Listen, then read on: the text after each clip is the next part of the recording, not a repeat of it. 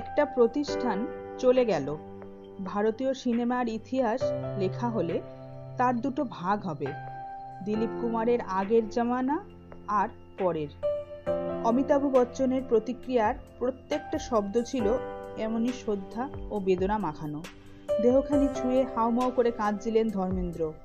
শুধু সায়রা বানু নন, তারাও যে হারিয়েছেন তাদের কাছের প্রিয় মানুষটিকে, ফিল্ম ইন্ডাস্ট্রির অভিভাবককে। নেই দিলীপ কুমার।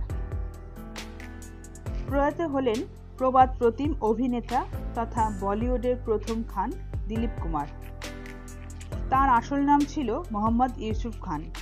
ছিলেন একজন কিংবদন্তি ভারতীয় চলচ্চিত্র অভিনেতা, যিনি ট্র্যাজেডি কিং নামে সুপরিচিত ছিলেন এবং সত্যজিৎ রায়ের মতে সর্বশেষ ছিলেন তিনি রচনাশৈলীর একজন গুণী অভিনেতা।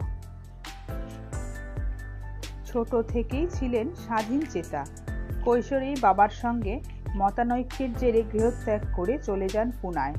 সেখানে চাকরি নেন আর্মি ক্যান্টিনে। পরে একটি স্যান্ডউইচের দোকান শুরু করেন ইউসুফ।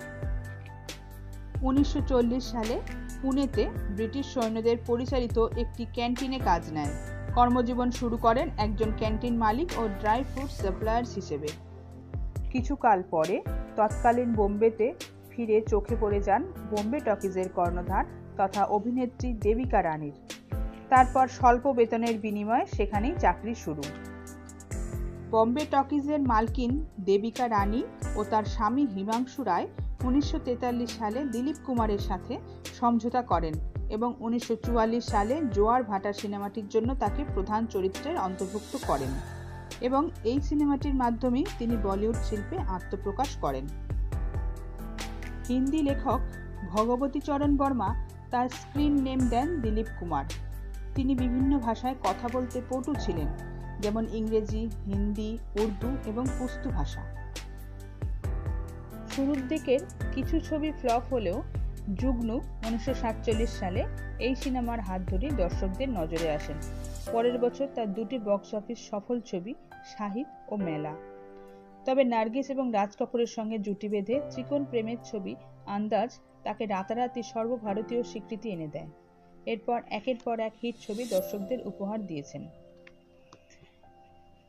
তাঁর অভিনীত বাংলা ছবি তপন সিনহা পরিচালিত সাগিনা মাহাতো 1970 সালে অসম্ভব জনপ্রিয় হয়েছিল। দেবদাসে অভিনয় করেছিলেন মহানায়িকা সুচিত্রা সেনের সঙ্গে। তার একমাত্র প্রযোজিত ছবি ছিল গঙ্গা যমুনা। 60-এর দশকে আপাত বিরতির পর ক্রান্তি 1981 সালে ছিল তার কামব্যাক ফিল্ম। 1998 সালে কিলা ছবির মাধ্যমে তিনি নিজের কেরিয়ারে ইতি টানেন। এটিই ছিল তার অভিনীত শেষ সিনেমা। তিনি 6 দশকেরও অধিক সময় ধরে বিচরণ করেছেন অভিনয় শিল্পে এবং অভিনয় করেছেন 60টিরও বেশি ছায়াছবিতে। তার অভিনীত বিখ্যাত হিন্দি ছবিগুলোর মধ্যে অন্যতম হল আন্দাজ, দাগ, দেবদাস, নয়া দৌর, মধুমতি, মুঘল-এ আজম, গঙ্গা যমুনা, রাম और শ্যাম, শক্তি, কর্মা ইত্যাদি। জীবৎকালে তিনি অনেক পুরস্কার ও সম্মানে সম্মানিত হয়েছিলেন। শ্রেষ্ঠ অভিনেতা বিভাগে ফিল্মফেয়ার পুরস্কার পান 8 বার। দাদা সাহেব ফালকে পুরস্কার পেয়েছিলেন 1994 সালে। পদ্মভূষণ সম্মান পেয়েছিলেন 1991 সালে। নিশান-ই-ইমতিয়াজ পান 1996 সালে। পদ্মবিভূষণ পান 2015 সালে। এখনো পর্যন্ত সবচেয়ে বেশিবার ফিল্মফেয়ার পুরস্কার তাঁর ঝুলিতেই এসেছে। সমালোচকরা হিন্দি চলচ্চিত্রে তাকে সর্বকালের শ্রেষ্ঠ অভিনেতা হিসেবে প্রশংসিত করেন। বর্ষীয়ান এই ভারতীয় অভিনেতা দিলীপ কুমার 7 জুলাই 2021 সাল সকালে মুম্বাইয়ের একটি হাসপাতালে চিকিৎসাধীন অবস্থায় মারা যান। তার বয়স হয়েছিল 98 বছর। তার মৃত্যুতে শোক জ্ঞাপন করেছেন রাষ্ট্রপতি রামনাথ কোবিন্দ, প্রধানমন্ত্রী নরেন্দ্র মোদী, পশ্চিমবঙ্গের মুখ্যমন্ত্রী মমতা বন্দ্যোপাধ্যায়, পাকিস্তানের প্রধানমন্ত্রী ইমরান খান সহ অমিতাভ বচ্চন, লতা মঙ্গেশকর, শাবানা আজমি, অনিল কাপুর, মাধুরী দীক্ষিত, সঞ্জয় দত্ত সহ বিভিন্ন বিশিষ্টজনেরা। বুধবার হাসপাতালে শেষ নিঃশ্বাস ত্যাগ করার পর বান্দ্রার বাড়িতে আনা হয় প্রয়াত অভিনেতার দেহ। সেখান থেকে তেরঙ্গায় মুড়ে প্রয়াত অভিনেতার দেহ নিয়ে যাওয়া হয় জুহুর কবরস্থানে। বিকেল 5টা নাগাদ সম্পন্ন হয় শেষকৃত্য।